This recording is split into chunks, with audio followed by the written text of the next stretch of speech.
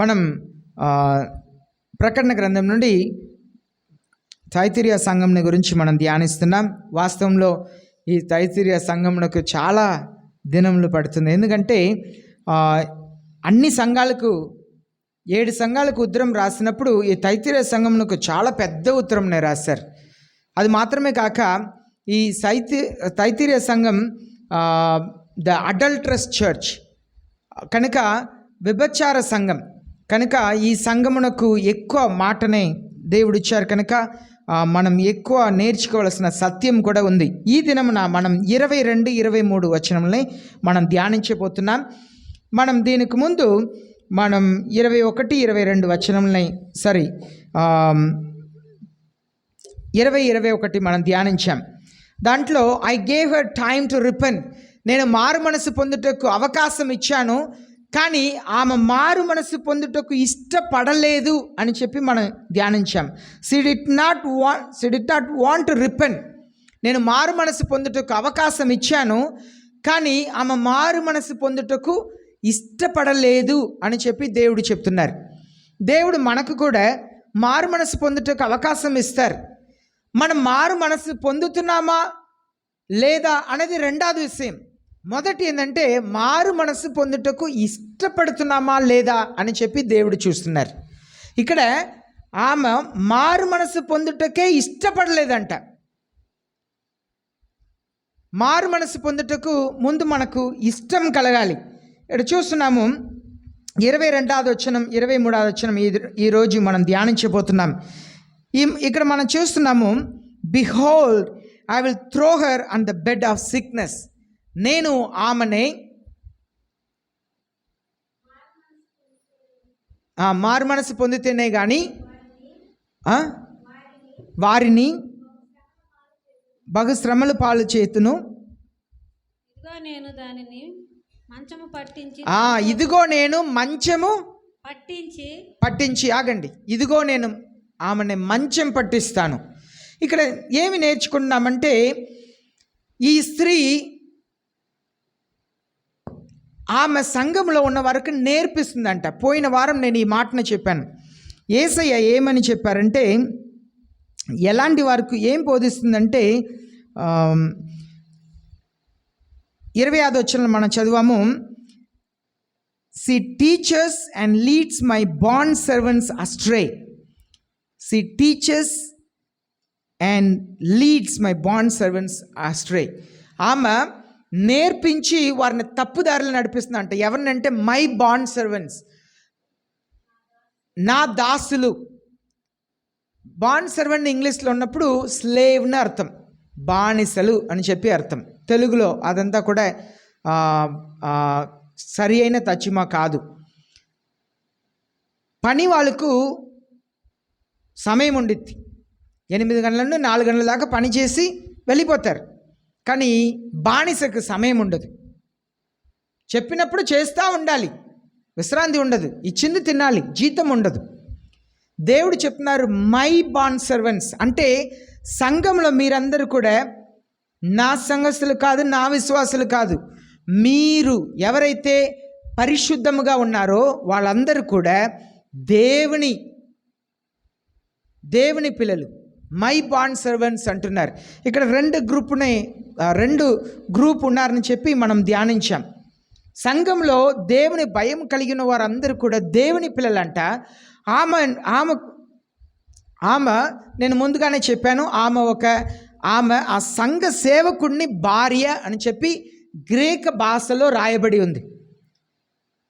ఆమె నేర్పించిందంట, తప్పుదారిలో నడిపించిందంట. ఎలా నేర్పించింది? సేవకుడు కదా సేవన చేయాలి, అది ఎలా చేసిందో అలా చేసింది. అయితే దేవుడు చెప్తున్నారు, మారు మనసు పొందటానికి ఆమెకు ఇష్టం లేదు కనుక నేను మంచం పట్టిస్తాను. కొన్నిసారి పాపం చేసి మనం మారు మనసు పొందకపోతే దేవుడు మంచం పట్టిస్తారు. కొందరిని మంచం పట్టిస్తారు, కొందరికి కొన్ని అనారోగ్యం ఇస్తారు, కొందరికి కొన్ని బలహీనత ఉంటుంది. అన్ని రోగాలు దేవుడు పెట్టేది కాదు. ఇప్పుడు లాజరు ఉన్నాడు, తల నుండి అరికాల దాకా కురుపులు, తినటానికి ఆహారం లేదు, కుక్కలు వచ్చి నాకి వెళుతుందంట. దేవుడు అనుమతించింది కాదు. కొన్ని కొన్ని దేవుడు మన జీవితంలో అనుమతిస్తారు. అనగా యోబు జీవితంలో యోబు కూడా అలాంటి సమస్య వచ్చింది, దేవుడు అనుమతించారు. ఈ లాజరు జీవితంలో కూడా దేవుడు అనుమతించారు. యోబుని బాగు చేశారు, ఈ లాజర్ని దేవుడు బాగు చేయలేదు. అలాగే రోగంలోనే మరణించటానికి అనుమతించారు. కొందరి జీవితంలో అలాగుండిద్ది. మన ఏలియాని గురించి ధ్యానిస్తే, ఎలీషాని గురించి ధ్యానిస్తే, ఆయన రోగంతో చనిపోయారంట. శరీరంలో ఎన్నో అద్భుతాలు చేశారు, కానీ రోగంతోనే చనిపోయారు. ఆయన్ని సరిగ్గా పాత పెట్టలేదండి. ఏలియాని సరిగ్గా పాత పెట్టలేదు.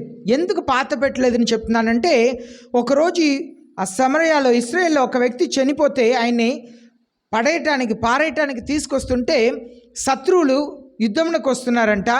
వాళ్ళని చూసి భయపడి ఆ శరీరంనే అలా అక్కడ పడేసి పారిపోయారంట. ఈ చనిపోయిన వాడి శరీరం ఎప్పుడైతే ఎలీషా యొక్క ఎముక మీద పడిందో ఆయన వెంటనే లేచి నిలబడ్డాడంట. చనిపోయి ఆయన సరిగ్గా పాత పెట్టలేదు. ఒకవేళ మట్టి కింద పెట్టి ఉంటే ఈయన శరీరం వెళ్ళి ఎలా ఎముకకు తగిలింది కదా. గొప్ప దేవజనుడు, భవిష్య వాళ్ళు అనుకొని ఉండవచ్చు, ఇన్ని అద్భుతాలు చేశారు, కానీ ఈ రోగంతో చేశారంటే ఈయన ఏదో పాపం చేసి ఉంటారని చెప్పి పాత పెట్టకుండా పోయి ఉండవచ్చు, అలా పారేసి ఉండవచ్చు. కానీ ఆయనలో ఉన్న అభిషేకం చనిపోయిన వాడు శవం ఆ ఎముకల్లో తగిలితే ఆయన లేచి నిలబడ్డారంట. కనుక అనారోగ్యం, బలహీనత ఎందుకు దేవుడు అనుమతిస్తారని మనకు నిజంగా తెలీదు. పరిశుద్ధులకు బలహీనతని అనుమతిస్తారని చెప్పి మనం చూస్తున్నాం. లాజరు జీవితంలో, యోబు జీవితంలో, ఎలీషా జీవితంలో పరిశుద్ధులకు కూడా దేవుడు అనుమతిస్తారు.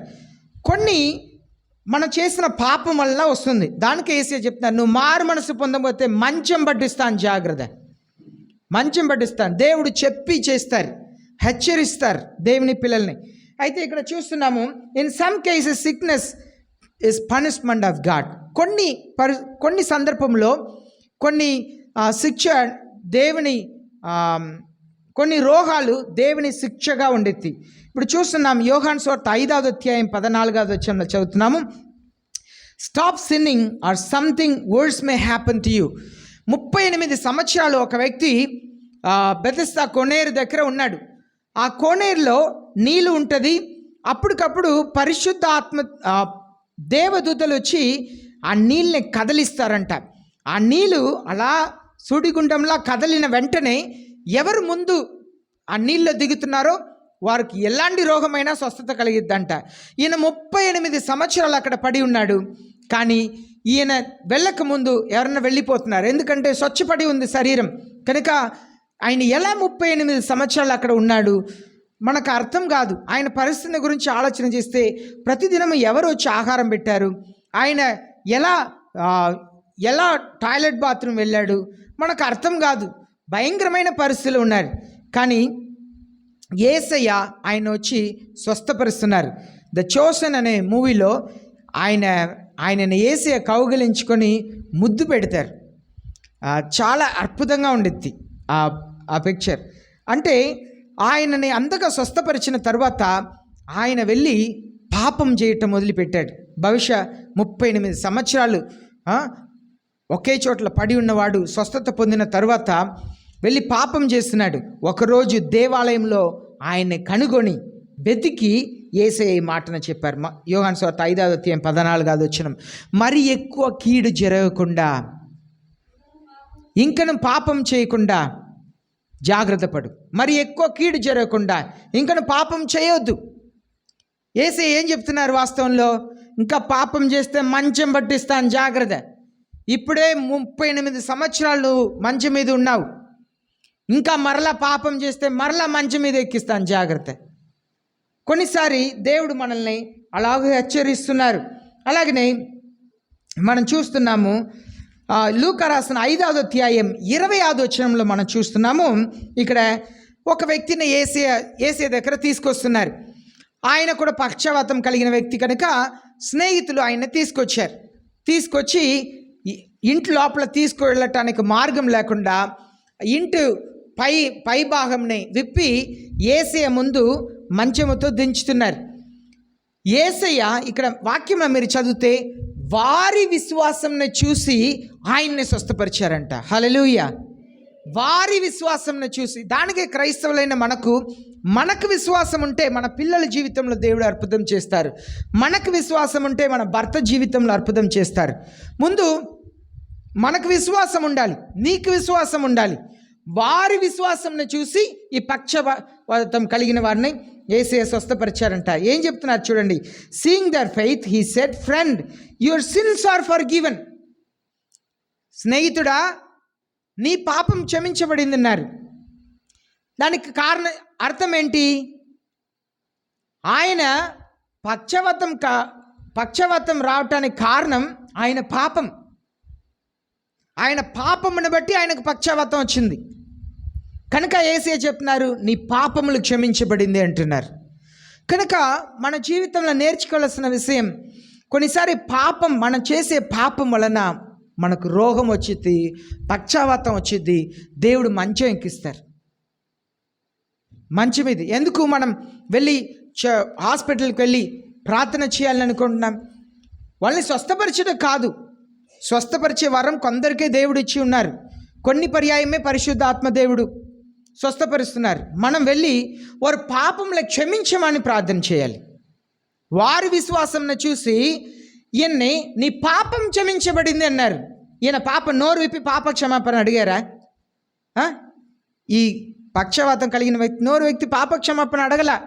వారి విశ్వాసంను చూసి ఈయన స్వస్థపరచడమే కాక నీ పాపం క్షమించబడింది అన్నారు. దానికే మన హాస్పిటల్కి వెళ్ళి ప్రార్థన చేయాలి. దేవుని చిత్తమైతే వాళ్ళని స్వస్థపరచాలి, కానీ దానికంటే ప్రాముఖ్యం వాళ్ళ పాపములు క్షమించబడాలి. మన విశ్వాసంను చూసి అక్కడ మంచం మీద ఉన్న వాళ్ళని, ఎవరెవరైతే మంచంలో ఉన్నారో వాళ్ళని దేవుడు క్షమించాలి. లాజరు తల నుండి అరికాల దాకా కురుపులతో కుక్కలు నాకి వెళ్ళే పరిస్థితిలో ఆకలితో మరణించాడు, కానీ పరలోకం వెళ్ళాడు. మనం రోగముతో కూడా మరణించి పరలోకం వెళ్ళవచ్చు, కానీ పాపముతో మరణించి పరలోకం వెళ్ళలేం. రోగముతో మరణించి పరలోకం వెళ్ళవచ్చు, కానీ పాపముతో మరణించి పరలోకం వెళ్ళలేం. కనుక మనం ఎందుకు వెళ్ళి ప్రార్థన చేయాలంటే, వాళ్ళు రోగాలు స్వస్థపరచాలని కాదు, వాళ్ళు పాపములు క్షమించబడాలి. మన విశ్వాసంను చూసి మంచం పట్టించిన వారిని దేవుడు క్షమించాలి. ఇక్కడ 22వ వచనంలో ఇంకా ఒక మాట మనం ధ్యానిస్తున్నాం. Those who commit adultery with her into the great tribulation. నేను ఆమెతో వ్యభిచారం చేసిన వాళ్ళని శ్రమలకు నేను అప్పగిస్తాను అంటున్నారు. ఆమెతో వ్యభిచారం చేసిన వాళ్ళని నేను శ్రమలకు అప్పగిస్తాను. ఇది ఎలాంటి శ్రమలని గురించి దేవుడు మాట్లాడుతున్నారని మనకు తెలియదు, కానీ రోమిలికి రాసిన 2వ అధ్యాయం 9వ వచనంలో చదువుతున్నాము. There will be tribulation and distress for every soul of mankind who does evil. పాపం చేసేవారు అందరికీ శ్రమ ఉండిద్దని దేవుని వాక్యం సెలవిస్తుంది. ట్రిబులేషన్ అండ్ డిస్ట్రెస్ అంటే నెమ్మది ఉండదండి, సమాధానం ఉండదు, నెమ్మది ఉండదు, సమాధానం ఉండదు. Distress, there will be tribulation and distress. వాళ్ళు బాధ అనుభవించటం మాత్రమే కాక ఏ మాత్రం కూడా నెమ్మది అయిన జీవితం వాళ్ళకు ఉండదుని రోమిలికి రాసిన 2వ అధ్యాయం 9వ వచనంలో చదువుతున్నాం. కనుక ఆ దేవుడు ఎలాంటి ట్రిబులేషన్, ఎలాంటి సమస్యలకు వారిని అప్పగించబోతున్నారు అని చెప్పి మనకు తెలియదు, కానీ మనకు వివరించలేదు. కానీ దేవుని హృదయంలో ఏముందో మనకు తెలియదు. ఆ సంఘమును ఎలాంటి శ్రమలకు అనుమతించారో మనకు తెలియదు. ఒకవేళ ఆ సంఘంలో ఉన్నవారిని ఆ దినం నరగతి చేసి ఉండవచ్చు, సెరచాల్లో వేసి ఉండవచ్చు, ఏం చేశారో మనకు తెలియదు. కానీ దేవుడు మనల్ని హెచ్చరిస్తున్నది ఏంటంటే, ఆమెతో వ్యభిచారం చేసిన వాళ్ళు అందరినీ నేను శ్రమలకు అప్పగిస్తాను. మనం తప్పుడు మార్గంలో నడిపిస్తే, తప్పుడు బోధనని పాటిస్తే, తప్పుడు వారితో సహవాసం చేసినా కూడా సమస్య. ఇప్పుడు వారితో వ్యభిచారం చేసిన వాళ్ళు అని చెప్పి సంఘంలో ఈ వార్తలంతా సంఘంలో ఉన్న వారి గురించి చెప్తున్నారు. అది నిజమైన శారీరకమైన వ్యభిచారమా లేదు ఆత్మీయమైన వ్యభిచారమా మనకు తెలియట్లేదు. ఎందుకు తెలియట్లేదంటే, 7 సంఘాల్లో ఈ తైతిరీయ సంఘమునకు పెద్ద ఉత్తరం రాశారు. ఆమెని జెజబెల్ అని చెప్పి పిలుస్తున్నారు. జెజబెల్ అంటే అధికారంని, సమస్తంని ఆమె చేతిలో పెట్టుకోవాలి, సంఘం నేను చెప్పినట్లుగా నడవాలి, నేను చెప్పిందే సంఘంలో ఉన్నవారు చేయాలి అనే ఒక స్వభావం కలిగిన స్త్రీ కనుక ఆమె పేరు యెజబెల్గా ఉండదు అని చెప్పి నేను నమ్ముచున్నాను. ఎందుకంటే నాకు తెలిసిన వరకు యెజబెల్ని ఎవరు పేరు పెట్టుకోరు. అయితే ఒకవేళ నిజంగా యెజబెల్ని ఆమె పేరే యెజబెలా, లేదు దేవుడు ఇలాంటి అధికారం దాహం కలిగిన స్త్రీ కనుక ఆమెని యెజబెల్ని పిలుస్తున్నారా మనకు తెలియదు. ఇంకా ఇక్కడ కూడా ఆమెతో వ్యభిచారం చేసిన వారిని అని చెప్పి చెప్తున్నారు. తెలుగులో ఏమని ఉందండి? దానితో కూడా వ్యభిచరించిన వారిని ఉంది. అంటే శారీరకంగా వ్యభిచరించారా, లేదు ఆత్మీయంగా వ్యభిచరించారా? ఆత్మీయంగా వ్యభిచరించమంటే తిరుగుబాటు స్వభావం ఆమెకు కలిగినట్లుగా సంఘంలో కొందరు తిరుగుబాటు కలిగి ఉండటం. ఇక్కడ ఆ స్త్రీని గురించి ఇంతగా దేవుడు ఖచ్చితంగా మాట్లాడుతున్నారు. ఇక్కడ సేవకుని దగ్గర చెప్పిన ఒకే మాట, ఆమెను ఉండనిస్తావు అని చెప్పి మీరు తెలుగులో మొన్న చదివారు. ఆమెను ఉండనిస్తున్నావు. అది దేవుని సేవకుడు చేసిన పొరపాటు. ఆమెను లేపి ఉండాలి. నువ్వు సేవ చేయడానికి అర్హత లేదు, మాట్లాడటానికి అర్హత లేదు. దానికే ఉదాహరణగా నేను ఏలి గురించి చెప్పాను. ఏలి పిల్లలు దేవునికి విరోధమైన కార్యములను చేస్తున్నప్పుడు కూడా దేవుడు ఏలిని గురించి చెప్తున్నారు, నువ్వు కొవ్వు బట్టి ఉన్నావు అంటున్నారు. అంటే వాళ్ళ పిల్లలు బలి ఇస్తే వెళ్ళి ఆ మాంసంని అలా గుచ్చి తీసుకుంటారంట. ఇలా 3 ఫోర్క్లా ఉంటుందంట, దాంతో గుచ్చి వాళ్ళకి కావాల్సిన తీసుకెళ్తారంట. ఏలిని చెప్తున్నారు, నువ్వు కొవ్వు బట్టి ఉన్నావు, అలాంటి దాన్ని తిని నీ పిల్లల్ని పని చేయటానికి అర్హత లేని వారు రా, మీరు యాజకులుగా ఉండటానికి లేదు, వీల్లేదని చెప్పి మాట్లాడి వాళ్ళని ఆపి ఉండాలి. కానీ నువ్వు నీ పిల్లల్ని నాకంటే ఎక్కువ ఎంచుకున్నావు కనుక నువ్వు మరణిస్తావు అని చెప్పి ఒకే రోజు తండ్రి 2 పిల్లలు చనిపోయారు, కోడలు చనిపోయింది. దానికే ఈ చోట్ల సేవకుడు చెప్తున్నా, ఆమెను నువ్వు ఉండనిస్తున్నావు, నీకు విరోధమైన కార్యం నాకు కొంది, ఆమెను ఉండనిస్తున్నావు, ఆమెను మాట్లాడకుండా చేసి ఉండాలి అని చెప్పి హెచ్చరించారు. ఇప్పుడు 22వ వచనంలో మనం ఇంకా ఒక మాట చదువుతున్నాము, unless they repent of her deeds. Unless they repent of her deeds. ఆ మాటని చదవండి. మారు మనస్సు పొందని ఎడల 22వ వచనం. దాని క్రియల విషయమై మారు మనసు పొందితేనే గాని వారిని శ్రమల పాలు చాలు. మారు మనసు పొందాలి అంటే ఆమె చేస్తున్న దాంట్లో నువ్వు మారు మనసు పొందాలి. ఆమె మారు మనసు పొందట్లే. ఎందుకు? మనం ముందు 21వ వచనంలో చదువాము, she did not want to repent. ఆమె మారు మనసు పొందటానికి ఇష్టపడలేదు. ఆమె చేస్తున్నట్లుగా నువ్వు కూడా చేస్తేనే కానీ, నువ్వు మారు మనసు పొందకపోతే మీ అందరినీ శ్రమల్లో అప్పగిస్తాను అంటున్నారు. కనుక దేవుడు సంఘమును హెచ్చరిస్తున్నారు. 23వ మనం అపోస్తల కార్యం 17వ అధ్యాయం 30వ వచనంలో చదువుతున్నాము, God is now proclaiming to man kind that all people everywhere to repent.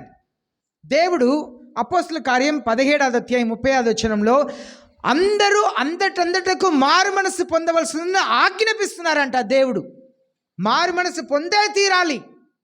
మారు మనసు పొందటం అనేది బ్రతిమలాటం కాదు, ఇట్స్ నాట్ అ రిక్వెస్ట్. ఆ వచనం చదవండి, అపోస్తల కార్యం 17వ అధ్యాయం 30వ వచనం. ఇప్పుడైతే ఆ అజ్ఞాన కాలంలో దేవుడు చూడనట్టుగా ఉండెను. ఇప్పుడైతే అంతటను అందరూ మారు మనసు పొందవాలని మనుషులకు ఆజ్ఞాపించుచున్నారు. అప్పుడు చూసి వదిలేశారు. చూసి చూడనట్లుగా వదిలిన కాలం ఉందంట. దేవుడు పోన్లే, మనుషులే కదా, పోన్లే, చూసి చూడనట్లుగా వదిలారంట. ఇప్పుడు రిపెండెన్స్, మారు మనసు అనేది రిక్వెస్ట్ కాదు. అయ్యా మారు మనసు పొందండి అయ్యా, రిక్వెస్ట్ కాదు, ఆజ్ఞ. మారు మనసు పొందు, నువ్వు మారు మనసు పొందితేనే కానీ, అది ఆజ్ఞ, రిక్వెస్ట్ కాదు, బ్రతిమలాటం కాదు. మారు మనసు పొందు అనేది ఆజ్ఞ. అందరూ మారు మనసు పొందాలని దేవుడు ఆజ్ఞాపిస్తున్నారంట. అప్పుడు నేను చూసి చూడనట్లుగా వదిలేశాను, ఇప్పుడు చూసి చూడనట్లుగా వదలను. దేవుడు సంఘంను హెచ్చరిస్తున్నారు, సంఘంలో తప్పుదారిలో నడిపిస్తున్న ఆమెను కూడా హెచ్చరిస్తున్నట్లుగా 22వ వచనంలో చూస్తున్నాం. ఇప్పుడు 23వ వచనం. 23వ వచనంలో దేవుడు ఇలాగ చెప్తున్నారు, and I will kill her children with pestilence. నేను ఆమె పిల్లల్ని చంపుతాను. అండ్ ఆల్ ద ఆ మాటని మాత్రం చదువుదాం. And I will kill her children with pestilence. దాని పిల్లలను నిశ్చయముగా చంపేదను. దాని పిల్లల్ని నిశ్చయముగా చంపెదను. ఆమె చేసిన పాపంని బట్టి సంఘంలో ఆమె క్రియల్ని పాటిస్తున్న వారే కాదు, పిల్లల్ని చంపుతాను అంటున్నారు దేవుడు. పాత నిబంధన కాలం కాదండి, కొత్త నిబంధన. పాత నిబంధన కాలం కాదు, చూసి చూడనట్లుగా ఉండే కాలం కాదు. ముందు వచనంలో సంఘంని హెచ్చరిస్తున్నారు. ఆమె క్రియల్ని నువ్వు కూడా చేస్తే ఆమెను మంచం పట్టిస్తాను. ఆమె చేసినట్ల క్రియల్ని నువ్వు మారకపోతే నిన్ను శ్రమలకు పాలు చేస్తానని సంఘంను హెచ్చరించిన తర్వాత ఆమెను బట్టి దేవుడు చెప్తున్నారు, పిల్లల్ని చంపుతాను అంటున్నారు. తండ్రిని బట్టి కాదు. ఈ తైతిరీయ సంఘం ఉత్తరం ఎవరికి రాశారండి? ఎవరికి రాశారండి? సంఘంలో ఉత్తరం ఎవరికి రాశారండి? ఎవరికి? సేవకునికి రాశారు. ఇప్పుడు ఇక్కడ పొరపాటు చేస్తున్నది ఎవరు? సేవకురాలు. ఆ సేవకురాల్ని దిగిపో అని చెప్పి హెచ్చరించేలా ఆయన ఉండనిస్తాడంట. అది తను చేసిన పాపం. ఇప్పుడు చెప్తారు ఆమెను పట్టి ఆమె పిల్లల్ని చంపుతాను అంటున్నారు దేవుడు. ఎంత కొత్త నిబంధన! అది కూడా ప్రకటన గ్రంథంలో చంపుతాం, పిల్లల్ని చంపుతాం, జాగ్రత్త, పిల్లల్ని చంపుతాం. ముందు సంఘస్థులకు అంతా చెప్పేశారు, ఇప్పుడు కుటుంబం గురించి చెప్తున్నారు, పిల్లల్ని చంపుతాం. నువ్వు మారు మనసు పొందటానికి ఇష్టం లేదు కదా, నిన్ను మంచం పట్టించి నీ పిల్లల్ని చంపుతాను. మనం వాక్యంలో చదువుతున్నాము, మత్తయి రాసిన 23వ అధ్యాయం 32వ వచనంలో యేసయ్య ఆనాడు ఇశ్రాయేల్ ప్రజలు మాన్యుమెంట్ని చేస్తున్నారు. మాన్యుమెంట్ అంటే ఇప్పుడు శిల ఉంచుతారు కదా, శిలనే అంటారా, విగ్రహం ఉంచుతారు కదా. ఇప్పుడు రాజకీయ నాయకులకు విగ్రహం ఉంచుతారు, అలా ప్రవక్తలకు విగ్రహం ఉంచుతున్నారంట, మాన్యుమెంట్ కడుతున్నారు. అప్పుడు యేసయ్య చెప్తున్నారు, మీ తల్లిదండ్రులు, మీ పేరెంట్స్ ప్రవక్తల్ని చంపారు, వాళ్ళకు మీరు మాన్యుమెంట్ కడుతున్నారు, మీరు నరహంతకుల పిల్లలు అని చెప్పుకుంటా మత్తయి 23:32 చెప్తున్నారు, fill up then the measure of the guilt of your fathers. వచనం చదవండి 32. మీరును మీ పితరుల పరిమాణం పూర్తి చేయండి. మీ పితరుల పరిమాణంని పూర్తి చేయండి. పిల్లలు ఏం చేయాలంటే పితరుల పరిమాణంని పూర్తి చేయాలంట. దేవుని సన్నిధిలో మోకరించి ఏడవాలి. దేవుని సన్నిధిలో మోకరించి ఏడవాలి. అయ్యా, మా తండ్రులు చేసిన పాపమును క్షమించండి అయ్యా, లేకపోతే చచ్చేది పిల్లలు అని చెప్తున్నారు, హెచ్చరిస్తున్నారు. మీరు అనుకోవచ్చు ఆ తైతిరీయ సంఘం కదా రాశారు. కింద వచనంను చదవండి, ఎవరికి రాశారని తెలిసిద్ది. అదే వచనంను చదవండి. మనం అనుకుంటాం తైతిరీయ సంఘంలో ఆమె కదా రాశారని. అదే వచనంను చదవండి, ఎవరికి రాశారని అర్థమైంది. చదవండి మా 23వ వచనం చదవండి. ప్రకటన గ్రంథం 2:23. అందువలన అంతరింద్రియములను హృదయములను పరీక్షించువాడు నేనే అని సంఘములు అన్నీ తెలుసుకోను. నేను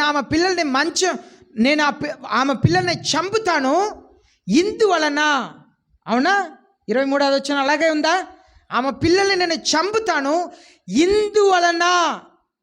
తైతిరీయ సంఘం మాత్రం కాదు, సంఘములన్నీ ఉందండి, ఆ పదం ఉందా? సంఘములన్నీ. హృదయం ఎరిగిన దేవుడు నేను, మనసును ఎరిగిన దేవుడు నేను తెలుసుకుంటారు అంటున్నారు దేవుడు. పిల్లల్ని చంపటం వలన, ఆమె పిల్లల్ని చంపటం వలన సంఘమంతా తెలుసుకుంటారంట. మనసుని హృదయం ఎరిగిన దేవుడు ఆయన. బయట మనం ఎలాగైనా ఉండవచ్చు, కానీ మనసుని హృదయంని ఎరిగిన దేవుడు అని చెప్పి హెచ్చరిస్తున్నారు. నేను చాలా స్టడీ చేశాను. దేవుడు నిజంగా మనం చేసిన పాపములకు మన పిల్లల్ని చంపుతారా? పౌలు అపోస్తలుడు ఒక పర్యాయం రాస్తున్నారు, విగ్రహాలకు సమర్పించే తినవచ్చా, తినకూడదా? ఓకే, అది విగ్రహాల కంటే దెయ్యాలకు. కానీ నువ్వు ప్రార్థన చేస్తే దేవుడు పరిశుద్ధపరుస్తారు, కానీ పక్కన ఉన్న సహోదరుడు అభ్యంతరపడితే తినవద్దు అన్నట్లుగా ఆయన చెప్పుకొచ్చారు. కానీ మనం ప్రకటన గ్రంథంలో దీనికి ముందున్న సంఘమునకు ఏమని చెప్పారు దేవుడు? సరే, ఈ సంఘంలో నువ్వు విగ్రహాలకు సమర్పించిన వాటిని తినుటకును అనే మాట మనం చదివామా ముందు? అంటే దానికి అర్థం ఏంటి? విగ్రహంకు సమర్పించింది తినకూడదు, అంతే.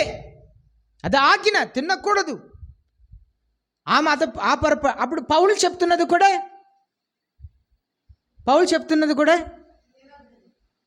తినవద్దని చెప్పారా? పౌలు చెప్తున్నది కూడా ఏందండి పీటర్ గారు?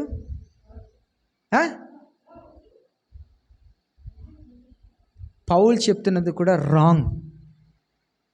మీరు అనుకోవచ్చు, పాస్టర్ గారు బైబిల్లో ఉన్నది తప్పు అంటున్నారు, ఇది నేను వెంబడిస్తానే. ఆ సేవకుడు ఆయన ఇలా ధైర్యంగా బోధిస్తారు, అది తప్పు. పౌలు చెప్తున్నది విగ్రహంను సమర్పించిన దాన్ని ప్రార్థన చేసి నువ్వు తింటే అది నీకేం కాదు. అయినప్పుడు కూడా పక్కన ఉన్న సహోదరుడు అభ్యంతరపడితే తినవద్దు, రాంగ్. తినకూడదంటే తినకూడదు, అంతే. తినకూడదంటే తినకూడదు. దీనికి ముందు ఒక సంఘంని గురించి మనం చూసాం, బిలాము బోధల్ని. బిలాము ఏం చేశాడు? ఇశ్రాయేల్ ప్రజలకు దేవుని శాపం రావాలి, దేవుని కోపం రావాలి. బిలాము ఏమని బాలాక్కు సలహా ఇచ్చారని చెప్పాను, అంతమంది గుర్తుంది. దీనికి ముందున్న సంఘంని గురించి ధ్యానించాం కదండి. ఏమని చెప్పారు?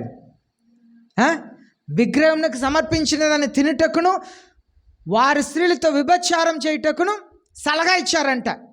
ఈ పిల్లల్ని, ఇశ్రాయేల్ ప్రజల్ని శపించకూడదు. నేను ఇదిగో విగ్రహానికి సమర్పించిన దాన్ని ఏం కాదు తినండి అని తినిపి ఆయన కోపం రగిలిత్తి వాళ్ళకి మీద, ఇదిగో మీ అబ్బాయిల్ని, అమ్మాయి తీసుకో, మీ యవనస్తులకు అమ్మాయిలు అక్కడ తీసుకోండి, వాళ్ళ పురుషులకు మీ దగ్గర ఉన్న అందమైన అమ్మాయిలను పెళ్లి చేయండి. దేవుని కోపం ఆటోమేటిక్గా వచ్చేసింది. ఇదే పాపముని ఈమె కూడా చేస్తుంది, ఇదే ఆమె బోధిస్తుంది. బిలాము బోధనే ఈమె బోధిస్తుంది. కనుక ఆ సంఘమునకు శ్రమ అంట, పిల్లల్ని కూడా చంపుతారంట. అంత జాగ్రత్త పడాలి దేవుని ఎదుట. నేను మీకు వివరించడానికి పెద్ద స్టడీ తీసుకొచ్చా. ఈ ఒక్క వచనంని, I will kill her children with pestilence, ఇంత తీసుకొచ్చాను. నాకు ఎంత వివరించాలంటే ఖచ్చితంగా ఒక అరగంట కావాలి. ఇక్కడ చూడండి, మనం చూస్తున్నాము ప్రకటన పాత నిబంధనలో తల్లిదండ్రులు చేసిన పాపం పిల్లలకు తరతరంలో వచ్చేద్దని చెప్పారు. అదే సమయంలో దేవుడు, నేను తల్లిదండ్రులు చేసిన పాపముని పిల్లల మీద అడగను, ఎవరి చేసిన పాపం వారి మీదే ఉంటుంది అని చెప్పి కూడా చెప్పుకొచ్చారు. కానీ మనం నేర్చుకోవలసిన ఒక సత్యం ఏంటంటే, జన్మ పాపం కర్మ పాపం రెండు ఉంది. జన్మ పాపం ఉంది, కర్మ పాపం ఉంది. యేసయ్య జన్మ పాపం కర్మ పాపం లేనివారు. ఎందుకు అంటే, ఎప్పుడైతే మరియా తాను పరిశుద్ధంగా కాపాడుకుందంటే దానికి అర్థం ఏంటంటే ఆమె జన్మ పాపంను కూడా పరిహారం పొందుకుంది. జాగ్రత్తగా వినండి. ఇప్పుడు యేసయ్య మరియ గర్భంలో పుట్టినప్పుడు మరియ జన్మ పాపం యేసయ్యకు ఉండాలి కదా, అది లేదు. ఎందుకంటే ఆమె పరిశుద్ధురాలని రాయబడి ఉంది. ఆమె ముందుగానే జన్మ పాపమునకు పరిహారం తీసుకుంది కనుక ఆమె పరిశుద్ధురాలుగా పరిహారం చేయబడింది. కనుక ఆమె జన్మ పాపమును యేసయ్య క్షమించారు, తాను పరిశుద్ధంగా కాపాడుకుంది. కనుక ఇమ్మక్యులేట్ మేరీ అంటారు, పాపం ఎరగని మేరు, పరిశుద్ధురాలు. ఆమె కడుపులో పుట్టారు కనుక యేసయ్యకు జన్మ పాపం అనేది లేదు, కర్మ పాపం అనేది అస్సలు లేదు. మన పిల్లలకు జన్మ పాపం ఉంది, మన సంపాదించి పెట్టిన పాపం ఉంది. దానికి నేను ఎప్పుడు చెప్తాను, పిల్లలకు డబ్బు సంపాదించి పెట్టడం కాదు, దేవుని ఆశీర్వాదంని సంపాదించి పెట్టాలి, దేవుని క్షమాపణని సంపాదించి పెట్టాలి. మీ కొరకు మాత్రమే క్షమాపణ కాదండి, మీ కొరకు మాత్రమే క్షమాపణ కాదు, మీ పిల్లల జీవితం బాగుండాలంటే వాళ్ళ కొరకు దేవుని సన్నిధిలో మీరు క్షమాపణను సంపాదించి పెట్టాలి. పాపంలో చనిపోయేవారు పిల్లలకు శాపమును మిగిలిచ్చి వెళుతున్నారు. డబ్బు మిగిలిచి వెళ్ళవచ్చు, ఆస్తి మిగిలిచి వెళ్ళవచ్చు. పాప క్షమాపణ లేకుండా మరణిస్తున్న ప్రతి ఒక్కరు కూడా పిల్లలకు శాపమును మిగిలిచి వెళుతున్నారు. అదే పిల్లలకు, ఏమి ఎరగని పిల్లలకు అది శాపంగా అది జన్మ పాపంగా మారుతుంది. కనుక మన జీవితంలో జన్మ పాపం ఉండకూడదు, కర్మ పాపం ఉండకూడదు అంటే మన దేవుని సన్నిధిలో క్షమాపణ అడగాలి. యేసయ్య చెప్పినట్లుగా మత్తయి రాసిన 23వ అధ్యాయం 32వ వచనంలో చెప్పినట్ల, fill up then the measure of the guilt of your fathers.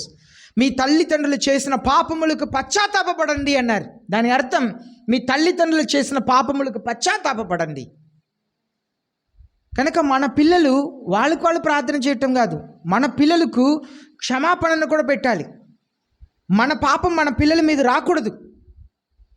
వాళ్ళకి జన్మ పాపం అనేది ఉండకుండా మనం క్షమాపణ అడగాలి. మన దేవుని దగ్గర క్షమాపణ అడిగి దేవుని దగ్గర ఉండాలి. ఇక్కడ మన 23వ వచనంలో ఇంకా ఒక మాట చదువుతున్నాం. All churches will know God is expecting everywhere and every one to know him and the act of his majesty. ఆయన దేవుడు చెప్తున్నారు, అన్ని సంఘాలు తెలుసుకుంటుంది. ప్రతి ఒక్క సంఘం, ప్రపంచంలో ఉన్న సంఘం అంతా కూడా నేను ఎంత భయంకరమైన దేవుడిని తెలుసుకోవాలి. ఆమె చేసిన పాపమునకు మారు మనసు పొందటానికి ఇష్టం లేదు కనుక సంఘం మారు మనసు పొందకపోతే నేను ఏం చేస్తాను, ఆమె పిల్లల్ని ఏం చేస్తాను, ఆమెను ఏం చేస్తాను అని చెప్పి హెచ్చరిస్తున్నారు. సంఘం అంతా తెలుసుకోవాలి అంటున్నారు. మనం అందరూ తెలుసుకోవాలి, ఈ లోకంలో ఉన్న అందరూ తెలుసుకోవాలని దేవుడు చెప్తున్నారు. నేనే హృదయం ఎరిగిన దేవుడు అని చెప్తున్నారు. I'm he who searches the minds and heart. నేనే హృదయంని మనసుని ఎరిగిన దేవుడు అని తెలుసుకోవాలి అని చెప్తున్నారు. 1 సమూయేలు 2వ అధ్యాయం 3వ వచనంలో అన్న అనబడిన స్త్రీ ఇలాగ ప్రార్థన చేస్తుంది. For the lord is the God of knowledge. ఆయనకు అన్నీ తెలుసు, దేవునికి తెలియనిది అని చెప్పి ఏది లేదు, సమస్తం ఎరిగిన దేవుడు. అలాగనే మనం వాక్యంలో చదువుతున్నాం 1వ క్రోనిక్ దినవృత్తాంతములు 28వ అధ్యాయం 9వ వచనం. 1వ దినవృత్తాంతములు 28వ అధ్యాయం 9వ వచనం మనం చూస్తున్నాము. For the lord searches every heart and understands every motive behind the thoughts. ఆలోచన ఎరిగి ఉన్నారంట, ఆలోచన వెనక ఏం ప్రణాళిక ఉందని ఎరిగి ఉన్నారంట, అన్నిటిని ఎరిగి ఉన్నారంట దేవుడు. తీస్తే దాన్ని చదవండి. దేవుడైన యెహోవా అందరి హృదయంలో పరిశోధించువాడును, ఆలోచనలన్నిటినీ సంకల్పములన్నిటినీ ఎరిగిన వాడై ఉన్నారు. దేవునికి అన్నీ తెలుసు, అందరిని గురించి తెలుసు. అబద్ధం చెప్పినా తెలుసు, సత్యం తెలిసినా తెలుసు. హృదయంలో ఎరిగిన దేవుడు. ఆయన దగ్గర మనం దాగలేము. మనుషుల దగ్గర నేను మంచివాడిని నటించవచ్చు, మనం హిపోక్రిటికల్ లైఫ్, మాయమాలమైన జీవితంను జీవించవచ్చు. కానీ దేవుడు హృదయంలో ఎరిగినవాడు, మనసులో ఎరిగినవాడు. కనుక దేవుని ఎదుట మనం ఏమీ దాయలేం. మత్తయి రాసిన 12వ అధ్యాయం 25వ వచనంలో మనం చదువుతున్నాము. మత్తయి రాసిన 12వ అధ్యాయం 25వ వచనంలో వారి ఆలోచనల్ని ఎరిగి, వచనం చదవండి. మత్తయి 12:25. వారి తలంపుల్ని, ఆయన వారి తలంపుల్ని ఎరిగి, వారితో ఇట్లా చాలు, వాళ్ళ తలంపుల్ని ఎరిగి. నీ మనసులో నా మనసులో ఉన్నది దేవునికి తెలిసిద్ది. మనం ఏమి దాయలేం. పక్కన ఉన్న వారికి మనకు తెలీదు, మన కన్న పిల్లలకు మన మనసులో ఉన్నది తెలీదు. కట్టుకున్న భార్య ఏక శరీరమైన కన్న పిల్లల కంటే కన్న పిల్లలు పేగు బంధం అంటారు కదా. అయితే ఎవరిది తెలీదు, కానీ దేవుడికి మన మనసంతా తెలుసు. వారి ఆలోచనలు ఎరిగి, ఏ ఆలోచన చేస్తున్నాం కూడా ఆయన ఎరిగి ఉన్నారు. దానికే చెప్తున్నారు, అన్ని సంఘాలు తెలుసుకోవాలి, నేను హృదయంని మనసుని ఎరిగిన దేవుడని. 23వ వచనం చివరిగా, I will give each one according to your deeds. మీ కార్యములకు తగినట్లుగా ప్రతి ఒక్కరికి నేను ప్రతిఫలం ఇస్తాను అన్నారు. మన చేసే పనుల్ని బట్టి ప్రతిఫలం ఇస్తారంట. నోటి మాటల్ని బట్టి ప్రతిఫలం ఇస్తారంట. మనం మాట్లాడే ప్రతి ఒక్క మాటకు దేవునికి లెక్క చెప్పాలంట. నింద మోపొద్దు. జరగనిది జరిగినట్లుగా మాట్లాడవద్దు. జరిగింది మాత్రమే సత్యంనే ఉన్నది ఉన్నట్లుగా మాట్లాడాలి. లేని దాన్ని ఉన్నట్లుగా మాట్లాడటం పాపం, దేవునికి అయిష్టమైనది. ఎవనెవని క్రియను బట్టి ఆయన తీర్పు తీరుస్తారంట, బహుమానం ఇస్తారంట. కనుక జాగ్రత్త. రోమిలికి రాసిన 14వ అధ్యాయం 12వ వచనం చదువుతాం. రోమిలికి రాసిన 14వ అధ్యాయం 12వ వచనం. So then each one of us will give an account to himself to God. ప్రతి ఒక్కరు కూడా వారి జీవితంని బట్టి, మాటల్ని బట్టి దేవునికి లెక్క చెప్పాలి. ఆ వచనం చదవండి. ప్రతి నాలుకయు